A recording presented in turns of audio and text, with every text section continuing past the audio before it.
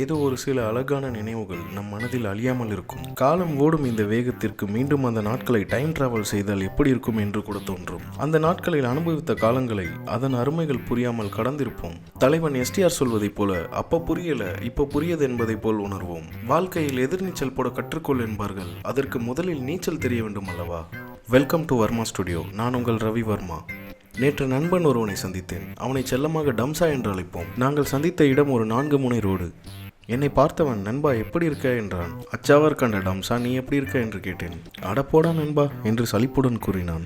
என்னவாக இருக்கும் என்று நான் யோசித்த கணமே அவன் கூறினான், ஒன்றும் இல்லை நண்பா, என் பையனை ஸ்விம்மிங் கிளாஸுக்கு சேர்த்துன கொஞ்ச நாள்லேயே அவனும் நீச்சல் கற்றுக்கிட்டவன் சும்மா இல்லாமல், அப்பா உனக்கு நீச்சல் தெரியுமான்னு கேட்டான். நானும் கெத்தா தெரியும்னு வேற சொல்லிட்டேன். சான்ஸ் கிடைச்சா தள்ளி விட்டுருவானோன்னு எனக்கு பயமா இருக்கு நண்பா என்று கூறினான். அடப்பாவி, நீ இன்னும் நீச்சல் கற்றுக்கலையா என்று கேட்டேன். ஏதோ காதல் தோல்வி அடைந்த தேவதாசை போல் வானத்தை பார்த்து, இல்லை நண்பா அப்போ புரியல இப்போ புரியுது என்றான். அப்போ நீ சின்ன பையன், ஈஸியாக கற்றுக் கொடுக்கலாம், இப்போ கிரேட் காலி மாதிரி இருக்க, ரொம்ப கஷ்டம் நண்பா என்றேன். என் வேலையே போனாலும் பரவாயில்ல, முதல்ல எனக்கு நீச்சல் கற்றுக் கொடு, அப்புறம் பார்த்துக்கலாம் என்றான்.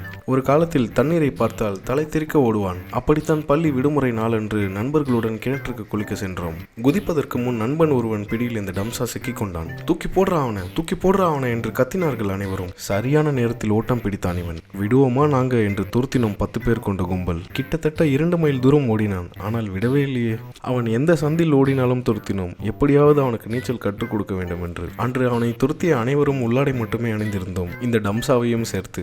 வெகு தூரம் தலை திரிக்க ஓடியவன் சரியாக எங்கள் மேக்ஸ் டீச்சரின் வீட்டு வாசப்படியில் வழுக்கி விழுந்தான்.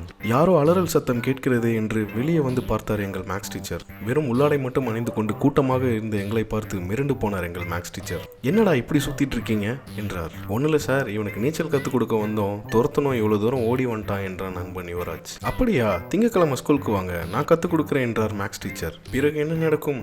ஜட்டியோட ஓடுவீங்களா என்று சொல்லி எடுத்தார் எங்கள் மேக்ஸ் டீச்சர். அவர் அடித்தது கூட பரவாயில்லை, இந்த டம்சாவால் எங்கள் மானமே போனது.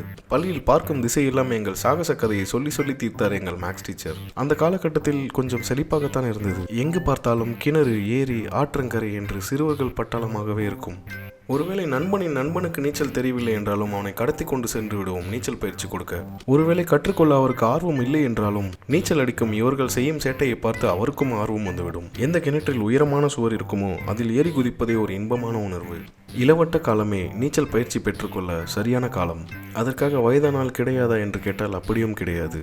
நீச்சல் பயிற்சி எப்பொழுது வேண்டுமானாலும் கற்றுக்கொள்ளலாம், பாதுகாப்புடன். அது சுவாரஸ்யமான விளையாட்டை தாண்டி வாழ்க்கைக்கு தேவையான ஒரு முக்கியமான பயிற்சியும் கூட. அந்த பழைய காலகட்டங்களில் நீச்சல் கற்றுக்கொள்ள நிறைய வாய்ப்புகள் கிடைத்திருக்கும். ஏனோ இந்த தலைமுறை குழந்தைகளுக்கு அதன் அருமையே தெரியாமல் டெக்னாலஜியில் மூழ்கிவிட்டனர். நம் முன்னோர்கள் நீச்சலின் அருமை தெரிந்தவர்கள். அது வாழ்க்கைக்கு தேவையான முக்கியமான செயல் என்று கருதினார்கள். ஒருவேளை நமக்கு நீச்சல் தெரியவில்லை என்றால் திட்டி தீர்ப்பார்கள். கண்டிப்பாக உங்கள் குழந்தைகளுக்கு நீச்சலின் அருமைகளை புரிய வையுங்கள். அது வாழ்க்கைக்கு தேவையான ஒரு தற்காப்பு என்று தெரியப்படுத்துங்கள். நீச்சல் பயிற்சியின் நன்மைக்கான புரிதலை கொண்டு வாருங்கள். தண்ணீர் மேல் இருக்கும் பயம் அவர்களை விட்டு செல்ல வேண்டும். ஒருவேளை அவர்கள் நீச்சல் கற்றுக்கொண்டால் அவர்கள் வாழ்க்கையை மகிழ்விக்கும்.